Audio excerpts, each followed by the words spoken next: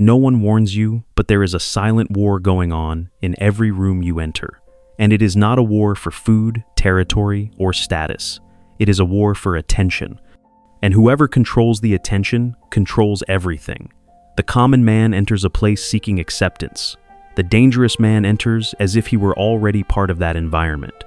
And not because he says something, but because his energy communicates even before the first word. This is not magic. It is refined strategy. It is reading the field. It is a social skill, as rare as it is feared, and for that very reason, dangerously powerful. Most men still think that seduction is about women, as if it were a set of memorized phrases to arouse desire. But real seduction has nothing to do with what is said, and everything to do with what is provoked. It is not about the object of desire. It is about self-control. Control of time, of silence, of the body, of the gaze. It is about the tension you create without touching, the presence you project without moving. It is a psychological game, ancient, subtle, but absolutely lethal for those who ignore its rules. Seduction at its most raw is deep emotional influence. It is making the other person feel something and not knowing why. Nietzsche said that power is not in what is said, but in what is silent with authority. The presence of the dangerous man is made of this gap loaded with intention. He does not compete for attention. He attracts it through contrast. While the rest beg for visibility, he stands out for his strategic silence. He does not rush, does not explain himself, does not sell himself, and exactly for this reason, everyone wants to buy him. There is no need more human than trying to decipher that which is not completely understood, and that is why mystery is more seductive than any declaration. In school, they taught you to solve equations, ask for permission, memorize formulas, but no one taught you to control an environment with just your presence. No one taught you to deal with uncomfortable silences, to maintain posture under tension, to hold your gaze when everything inside you wants to flee. They made you a technician, not a strategist, a rule follower, not a soul reader. And then you grow up, enter the real world, and realize that the winner is not the one who works the hardest. It's the most magnetic, the most charismatic, the one who learned to dance with collective emotion. This dance, by the way, is not new. It is ancestral. Esoteric cults and religious sects have always used seduction rituals to form leaders. Rasputin, for example, did not command with positions, but with his gaze. His dominion over the Tsar and the Russian court was not imposed with force. It was built with hypnotic presence. He understood that the body speaks and that those who control their own body control the bodies around them. And when you understand this, when you internalize that seduction is not an act but a projected energy, you stop trying to be accepted and you start to be recognized. This recognition does not come from what you flaunt, but from what you sustain internally, and therein lies the great secret. The male presence is perceived even before it is noticed. It is an invisible tension that fills the space, a type of silence that speaks loudly and that says, "I am here. I am in control of this. I don't need to prove anything, but I can provoke anything." This man who has learned to exist without begging for validation becomes an enigma, and the human brain is addicted to enigmas. Jean Baudrillard said that we live in an era where everything is an excess of image and lack of substance. In the world of networks, being visually present is easy. Being emotionally present is rare. That is why the man who dominates his own energy is seen as an exception. In a sea of men who give themselves away at the first direct message, the dangerous man gives nothing away. He suggests, he observes, he provokes, he guides, and for that very reason, he leads. Not because he imposes himself, but because his magnetism makes it impossible to ignore him. The biggest mistake is to think that this type of energy is born with you. No, it is built, it is trained. It is molded in every gesture you control, every impulse you hold back, every silence you choose to maintain. It is an inner war. It is emotional discipline. It is behavioral aesthetics, and above all, it is intention. Intention to no longer be a spectator of one's own life, but the silent protagonist who controls the narrative of others without saying a word. Seduction begins long before flirting. It begins in the way you walk, the way you wait, the way you remain silent, the way you choose not to react. It is the ability to master tension instead of running away from it. This is what transforms an ordinary man into an invisible and irresistible force. And this, no one taught you. But the consequence of not learning is to live trying to be accepted by a world that values those who take a stand without asking permission. And perhaps this is the most uncomfortable lesson of all. While you are trying to be noticed, the dangerous man has already become unforgettable, and that is precisely where the abyss opens wide.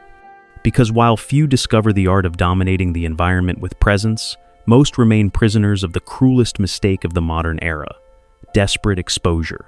In the past, men were trained to read gestures, decipher silences, and sustain the emotional tension of a conversation. Today, they memorize catchphrases, hunt for likes, and get lost trying to engage a woman, as if trying to manipulate an algorithm. The truth is brutal. The more predictable you are, the less value you have. We live in a culture that confuses accessibility with attractiveness, that believes that being available all the time is a virtue. But desire, that ancestral animal that still lives in the human psyche, is not driven by availability. It is driven by tension, by scarcity, by contrast. What is too easy tires. What reveals itself completely dies before being discovered. And the modern man, in trying to be desired, gives himself up too quickly, talks too much, shows too much. He becomes transparent and therefore disposable. Imagine the scene. You meet someone in 2 days. They already know where you work, your traumas, your exes, your playlists, your hobbies, your favorite jokes, and then the silent question arises. What else does he have to offer? The answer almost always is nothing, because he gave everything before curiosity was born, because he confused sincerity with neediness, connection with haste, presence with exposure. The valuable man is the one who offers little, but always enough to leave a question mark, and it is exactly this gap that keeps the flame burning. Marshall McLuhan, a communication theorist, said that the medium is the message, and in this game, the medium is you. Your presence, your energy, your rhythm, your tone. What you communicate without words is worth more than any well-written text, and the fatal error is not only in talking too much, but in not controlling the channel through which your message is transmitted. Men with anxious gestures, fast speech, forced laughter, unstable eyes, all of this betrays insecurity even before the first sentence. The body betrays the chaos that the mouth tries to hide. And worse, in times of hyperconnectivity, where everything is immediate, the man who does not control his own emotional timing becomes an extension of the cell phone, noticeable, predictable, irritating. He responds before thinking, he reacts before feeling, he offers himself before being asked. And, ironically, it is this urgency that makes him invisible. The rush to be accepted generates the opposite of what he wants: disinterest. On the other hand, the man who controls tension, he stands out. He is not afraid of the silence of a date. He does not speed up the conversation to fill the void. He observes, he feels, he listens with intention, and when he speaks, each word has weight because he does not try to fill space. He is the space, and that is why everyone wants to inhabit it. He understands the central paradox of seduction. Desire is born in absence, and it expands into unpredictability. This is where the energetic triad that defines everything emerges: the lukewarm man, the insecure man, and the dominant man. The lukewarm man is the one who lives in a state of emotional neutrality. He doesn't offend, but he doesn't provoke anything either. He is pleasant but forgettable. The insecure man is the one who screams neediness with every gesture. He needs to be validated all the time. He lives for external approval. The dominant man, on the other hand, doesn't seek acceptance. He offers direction. He doesn't seduce out of necessity. He seduces out of presence. He's not in search. He is what others seek. And why is this so dangerous? Because this energy changes entire social dynamics. In corporate environments, he leads without having a position. In social groups, he is the center without trying to be. In relationships, he is the one everyone wants to decipher, but no one can control. He creates the atmosphere. He sets the tone. He attracts not because he chases, but because he has learned to walk at his own pace, and pace is everything. As Heraclitus said, a man's character is his destiny. But today, the destiny of the weak is to be forgotten before they're even noticed. The modern mistake is to try to be seen all the time. It is to live like a human billboard, exposing one's own soul without anyone even asking. And in the end, what is given without criteria loses value. True strength is in what you hold, not in what you give. It is in what you choose not to say. And therein lies the mystery. and the mystery is the beginning of all fascination. And while the predictable disappear in the crowd trying to prove their worth, the magnetic man is remembered because he never revealed everything. And that is exactly why the true game of seduction begins where others end. When the world watches you waiting for yet another performance, you respond with intention. When they press you for answers, you surrender silence. Because the man who masters the game doesn't need to play it. He has already understood that fascination lies in the interval between one sentence and the next. In the rhythm he imposes when speaking, in the way he breathes before responding, in the minimal gesture that communicates security long before any argument. This is the man who takes his time, who doesn't compete for space, who doesn't fight for attention because he is the space.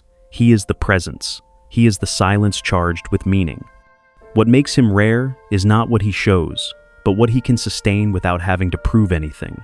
This man has understood that everything around him responds to the image he builds of himself. And that is why he takes care of this image with almost spiritual discipline. He understands that seduction does not begin with the other, it begins in the mirror. And this is where art becomes protocol. It's no longer just about understanding, but about embodying. The body is treated like armor, strong, aligned, present. Every muscle communicates something. Shoulders that don't slump, a chin that doesn't drag, posture that doesn't beg, an appearance that doesn't seek approval but reveals structure. Getting dressed is no longer about covering yourself up. It's about making a statement. What you wear tells the world what it can expect from you. Aesthetics is silent storytelling, and the conqueror never dresses by accident. But it's not just the body that speaks. Silence is perhaps the most neglected weapon of all time. While the weak stumble over each other trying to be heard, the magnetic man understands the power of a pause because every pause carries tension. And every tension well managed generates desire. He knows how to observe, listen, wait. He's not afraid of the void between one speech and the next. He uses it as the soundtrack to his authority. He doesn't need to explain himself, because what he doesn't say is what resonates the most. And when he speaks with intention. His voice is deep, slow, rhythmic. Not because it was mechanically trained, but because he has mastered it. The tone, the intonation, the choice of words, everything dances in time. He doesn't speak to please. He speaks to guide, like a theater actor who knows the impact of each pause, each inflection, because he knows to charm is not to impress. It's to make the other feel something new and deep. And this depth is born from a personal mission. The man who has no purpose lives adapting himself to the expectations of others. But the man who has direction carries in his gaze a peace that cannot be faked. Ambition, goals, values, all of this builds the backbone of the masculine energy that attracts. Because women don't fall in love with promises, but with the certainty that emanates from someone who knows where they are going. And that's why mission and magnetism are Siamese twins. One cannot exist without the other. Now, perhaps the most delicate point, the balance of polarities. The conqueror understands that dominating is not crushing, that power is not shouting, that presence is not oppression. He carries within himself the brutal side but tempered with sensitivity, the ferocious side but conducted with empathy. He can be war, but he can also be poetry. Because a man who does not know his feminine energy, his moral, sensitive, and emotional side, becomes an aggressive caricature, an instinctive animal without conscience. A brute who will never charm, only frighten. This balance is what transforms a desired man into an unforgettable man. He does not overflow his impulses, he channels them. He does not need to mark territory because the territory is his. He does not get excited by validation because he has already validated himself internally. And precisely for this reason, everything around him responds with respect, attraction, and reverence. He does not need to manipulate because his existence is already magnetic. And so he lives as if he were being watched all the time, not out of paranoia, but out of integrity. Every gesture, every word, every choice, everything communicates who he is. He is an example, even in anonymity, because he understood that seduction is not about conquering someone on the outside, but about becoming undeniable on the inside, and the world feels it. In the end, this is the most dangerous skill a man can master. Becoming a human being so whole, so magnetic, so subtly irresistible, that he no longer needs to chase anything, because he is what everyone silently longs to achieve.